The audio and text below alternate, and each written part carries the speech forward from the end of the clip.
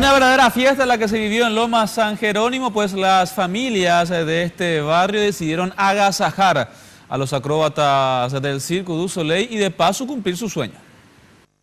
Cada atardecer, las luces de la gigantesca carpa del Cirque du Soleil se encienden. Quienes viven en la Loma San Jerónimo pueden observar las carpas todos los días desde su barrio. Lo que no se imaginaban es que los artistas del circo llegarían hasta su pintoresco barrio a compartir con ellos.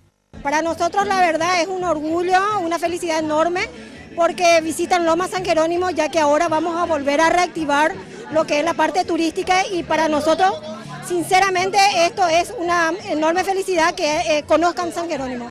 Los residentes de la Loma están a escasas cuadras del circo, pero por dificultades económicas se les imposibilita adquirir un ticket de entrada. Quisiéramos realmente el grupo acá de San Jerónimo ir a conocer lo que vienen ellos a hacer aquí, ¿verdad? Marco Javier es uno de los niños que ha visto innumerables videos del circo y no pudo ocultar su emoción al ver a sus artistas. Y la verdad que representa mucho para mí porque son artistas muy profesionales, ya los vi en el circo. Me emociona ver a los artistas en vivo, enfrente de mí. ¿Ya pudiste ir a una de las funciones del circo? No, todavía no. Sería un sueño poder ir ahí entonces, ¿eh? Sí. Además de soñar con ir al circo, Marco sueña con ser un gran profesional. Y si me preguntaba mi sueño de qué hacer cuando sea grande, puedo elegir medicina o ingeniería. Los artistas, bailarines y acróbatas fueron recibidos por los vecinos con bailes típicos y degustaron nuestras comidas tradicionales. I like it very much, yeah. Nice food, beautiful people, I love it.